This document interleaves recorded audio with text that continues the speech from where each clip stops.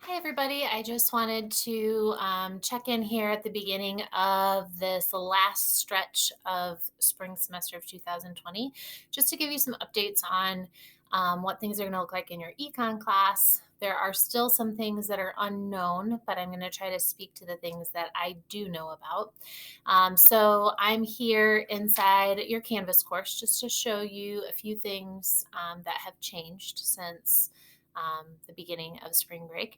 And first of all, I just want to say I'm so sorry that this has happened for the end of your senior year. Although some of you, maybe you're just glad you don't have to go to school in person anymore. And that is a nice perk. But for all of the other experiences that you're missing out on, I'm truly, truly sorry. And I hope nothing but good things for you coming in the future.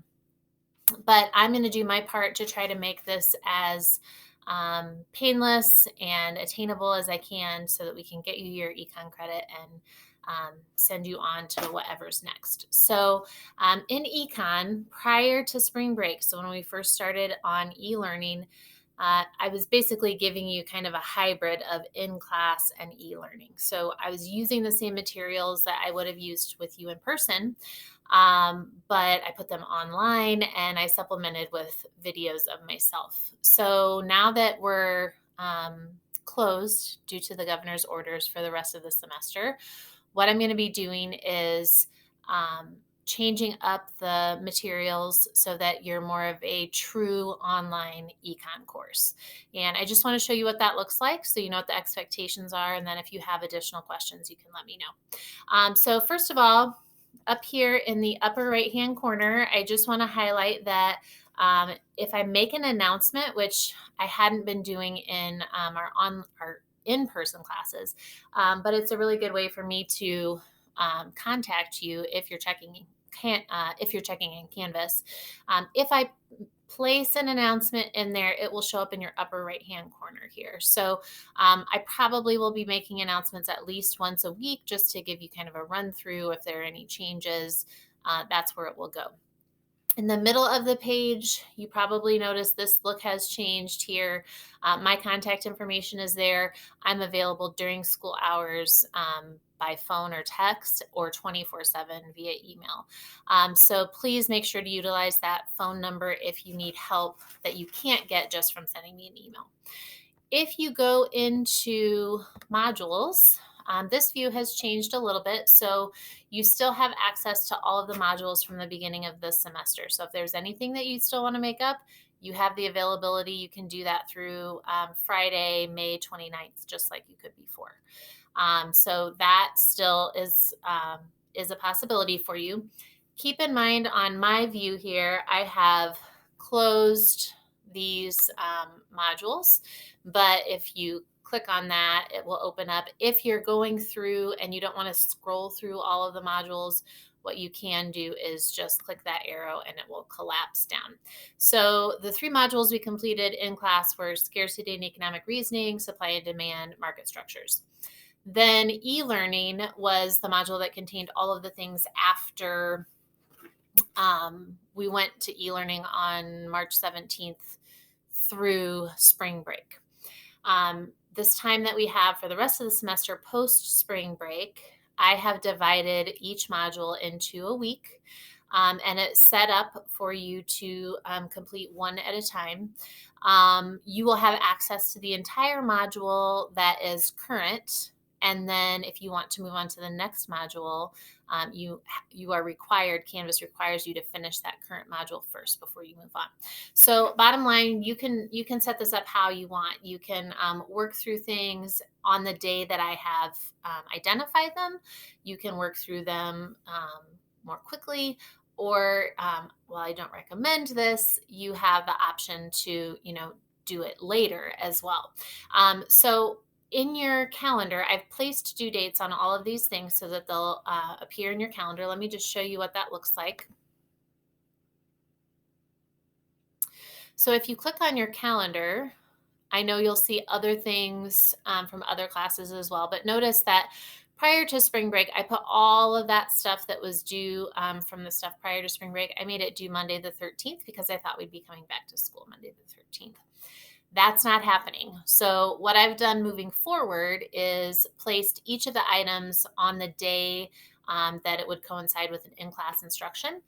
We as a school system have to give you 20 more days of instruction in order to count this year.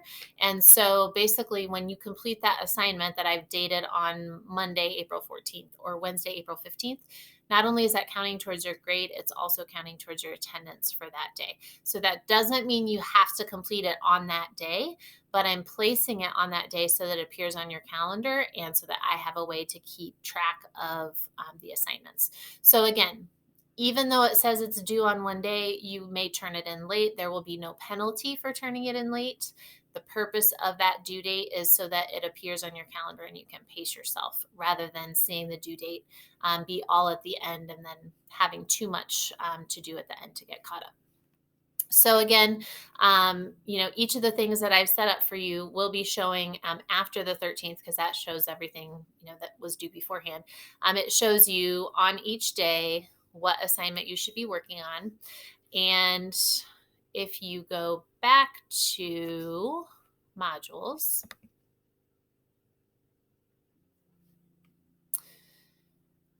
you can see that it's spread out for you by date as well. So the activity for Monday, for today, is listed here, Wednesday, Friday, and so forth.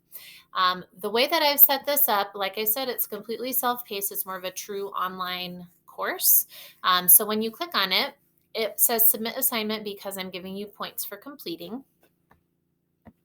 And it will take just a minute to load here, I think. For some reason, it's not loading on here. Let me close this and give you, there we go. Okay, so when you open it up, this is what you'll see. You've seen these before in class a couple times, but this is what the rest of your course is going to look like. So I have this presentation set up for you. It gives you instructions, it gives you information, and you can click through on each slide like this. This particular one gives you a bunch of questions to answer. And as you move through, once you get to the end, there will be a summary that shows what answers that you've completed. For this particular assignment, it says, review the self-paced activity, answer the questions as you go. If you need to make corrections, you have unlimited attempts to do so. When you finish, take a screenshot of your score and submit the picture to the unemployment assignment. So when you're finished with this, you'll screenshot your score. And again, if it's not what you wanted, go back and fix it. And then you'll submit it back to this same assignment. So for this particular assignment, this is what you would do for this day. Review the presentation. If you want to take notes, you may do so. It might be a good idea since you will have a couple more tests, and the tests are take-home tests. So you do have access to your notes. Anything you write down will help you.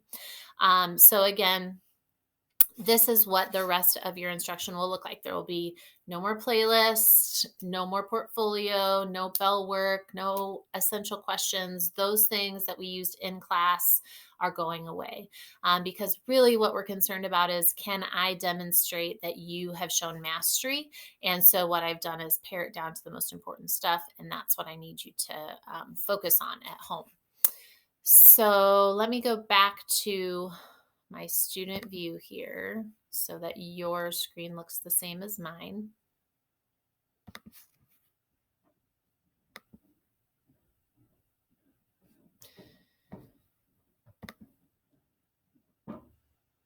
Okay, so again, it's set up for you to work through the material sequentially, and then you are required to finish the e-learning week of 413 before the e-learning week of 420 opens up. Now, as you complete each of these things, you will see a new module open.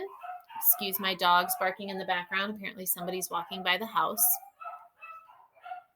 The fun of e-learning. Each one of these new modules will open as you complete it.